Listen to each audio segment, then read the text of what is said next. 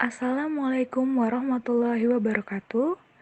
Kami dari kelompok 7 yang beranggotakan Aini Fatimatu Zahra, Rizky Ananda Arais, Indah Nur Cahyanti, Gebi Anissa Migunani, Amara Arta Maivia Alifadina, dan Isna Fakiha.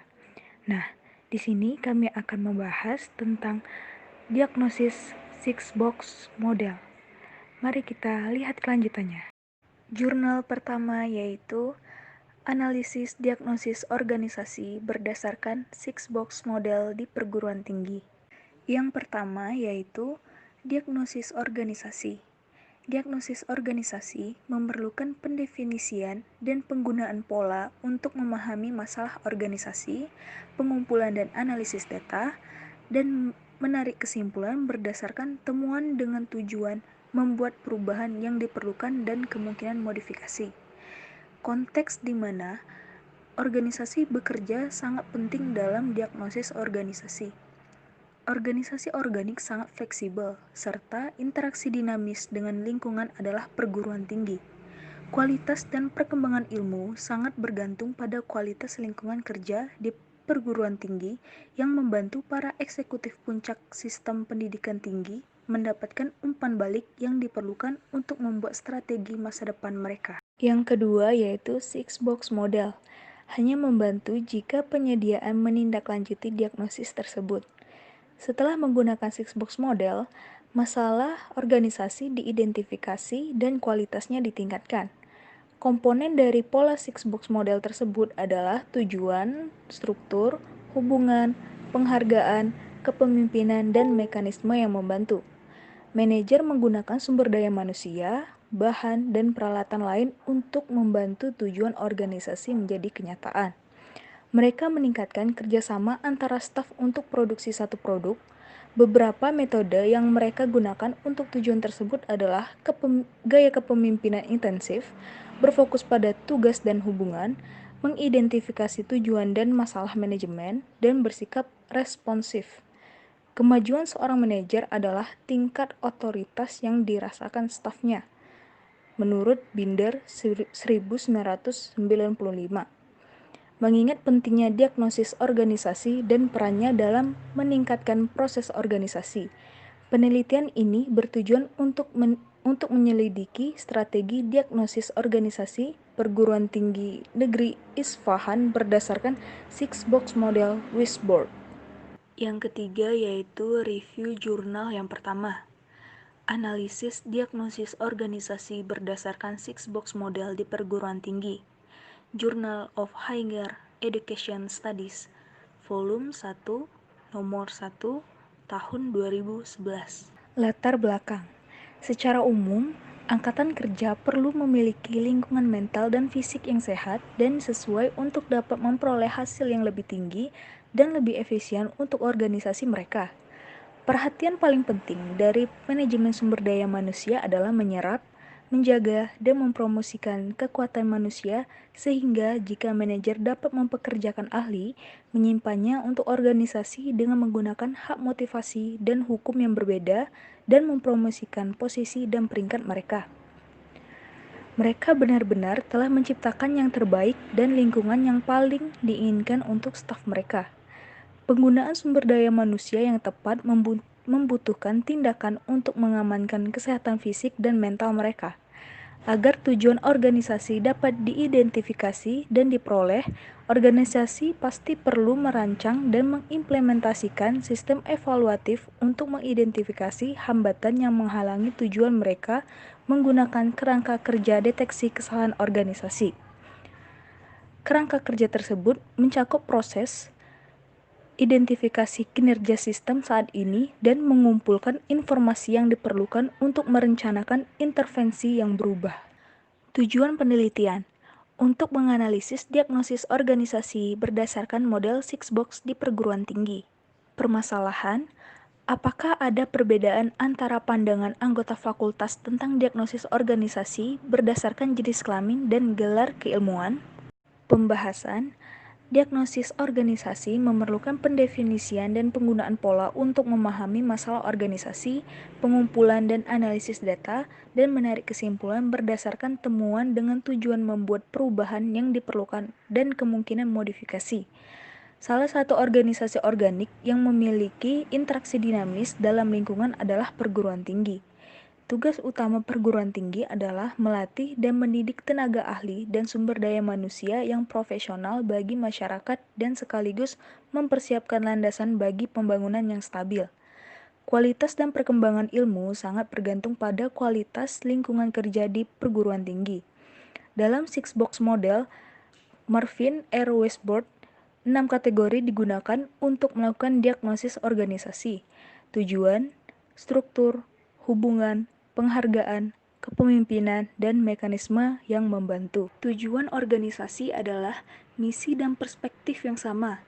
Tujuan ini harus jelas bagi semua anggota dan mereka harus mematuhinya, meskipun mereka memiliki filosofi yang sangat berbeda dibandingkan dengan organisasi.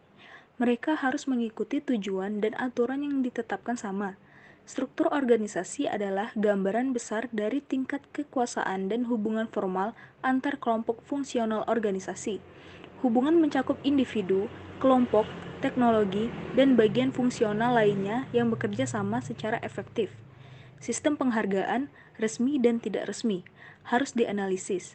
Data harus berisi informasi tersebut untuk menciptakan motivasi yang cukup pada individu. Mekanisme yang membantu adalah metode yang membantu staf mengordinasikan aktivitas mereka. Contoh mekanisme tersebut adalah deskripsi pendekatan organisasi, seminar, catatan, laporan atau posisi yang dibuat dengan tujuan membuat hubungan yang sesuai antar bagian organisasi. Kelebihan pada jurnal ini yang pertama, memaparkan dengan jelas dan lengkap dari pendahuluan hingga simpulan. Yang kedua, penulisan dan isi abstrak sudah baik karena penulis dapat memberikan gambaran secara menyeluruh. Yang ketiga, penulis dapat mengembangkan beberapa poin kecil. Yang keempat, menyertakan referensi. Kekurangan pada jurnal ini yaitu permasalahan kurang dibahas secara rinci. Kesimpulannya, analisis hasil menunjukkan bahwa min diagnosis organisasi dalam dimensi kepemimpinan, hubungan dan motivasi, dan penghargaan lebih besar dari rata-rata. Dan dalam dimensi tujuan, struktur dan mekanisme membantu lebih kecil dari rata-rata. Tidak ada perbedaan yang positif dan signifikan antara pandangan anggota fakultas tentang diagnosis organisasi berdasarkan jenis kelamin, status pekerjaan, dan gelar keilmuan. Jurnal kedua yaitu analisis kompetensi dan kinerja aparatur pada Dinas Sosial dan Tenaga Kerja Kabupaten Karo. Yang pertama, diagnosa organisasi. Pendekatan yang dilakukan adalah bersifat yuridis, normatif, sosiologi, dan empiris. Pendekatan yuridis dimaksudkan meneliti bahan-bahan kepustakaan umum, perundang-undangan yang berlaku, yang berkaitan dengan permasalahan. Pendekatan yuridis empiris dimaksudkan untuk melihat kebijakan pemerintah Karo dalam hal pemberdayaan kompetensi aparatur eselon 2 dalam mewujudkan good governance menghadapi tantangan pembangunan daerah. Yang kedua, Six-Box Model. Untuk menganalisis kultur seseorang dalam organisasi, khususnya aparat pimpinan instansi. Dalam hal ini, pemberdayaan kompetensi yang dimiliki, maka dirasa perlu melakukan diagnosa organisasi dengan memanfaatkan Six-Box Model yang meliputi tujuan, struktur, tata hubungan, penghargaan, kepemimpinan, dan metode kerja. Berdasarkan hasil diagnosa diperoleh informasi sebagai berikut. A. Tujuan organisasi. Secara formal maupun informal belum dipahami atau dikuasai secara jelas oleh aparat pimpinan instansi maupun seluruh perangkat organisasi. B. Struktur organisasi. Terlihat belum komodatif dan responsif terhadap perkembangan lingkungan eksternal organisasi. C. tata hubungan.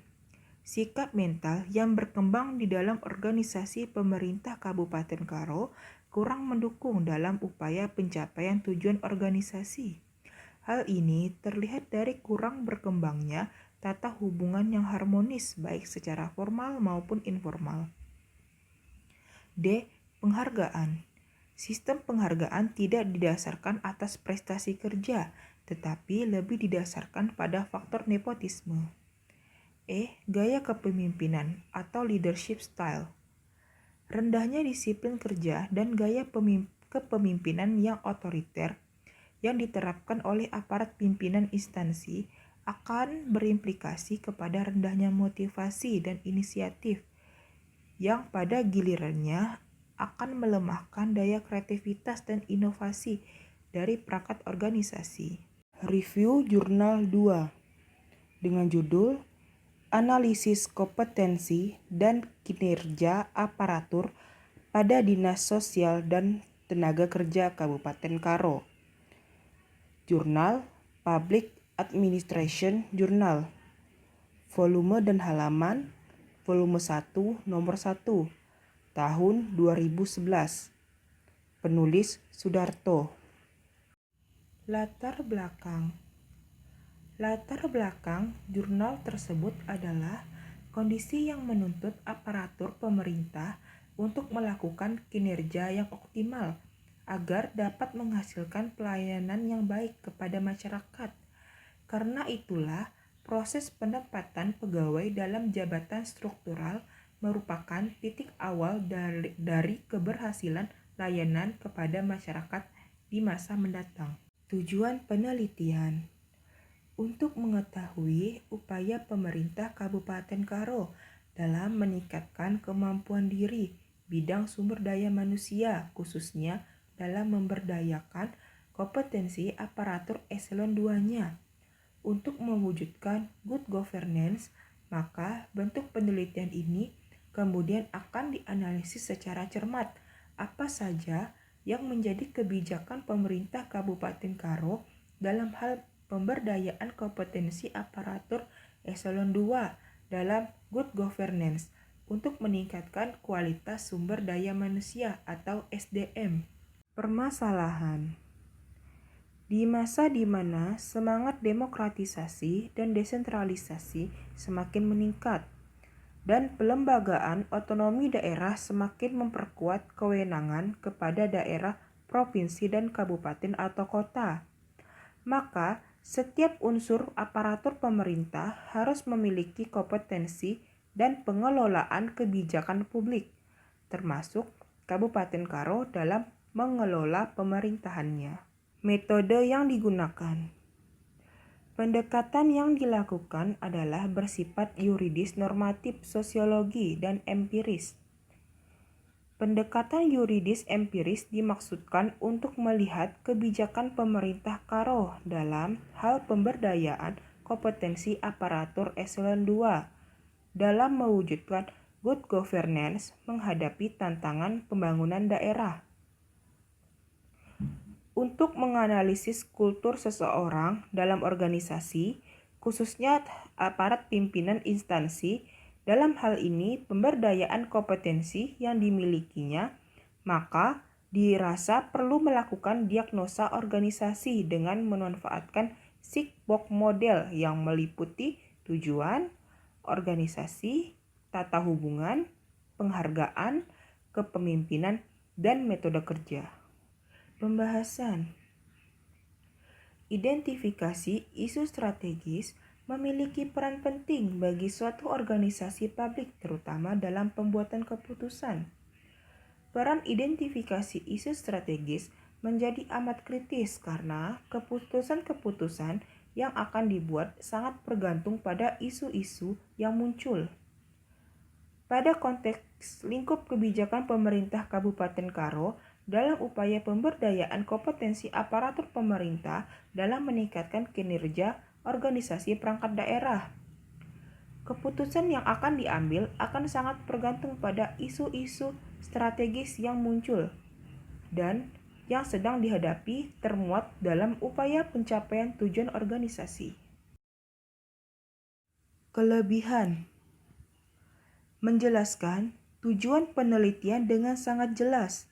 Selain itu, penulis juga menjelaskan secara runtut tanpa meloncat-loncati masalah yang sedang dibahas. Pembahasan masalah juga dilampirkan dengan lengkap dan mudah dipahami. Jurnal diambil dari banyak referensi, sehingga isi dari jurnal tersebut bisa tidak diragukan lagi isinya. Kekurangan: abstrak, masih dalam bahasa Indonesia saja. Latar belakang pada jurnal tidak disebutkan dengan jelas. Kesimpulan: kemampuan aparatur pemerintah Kabupaten Karo, khususnya pada Dinas Sosial, Tenaga Kerja, dan Transmigrasi, dapat diamati dari dua sisi, yaitu kesiapan konsep dan kesiapan menjabarkan konsep ke dalam rincian langkah-langkah kebijakan praktek penyelenggaraan pemerintahan daerah.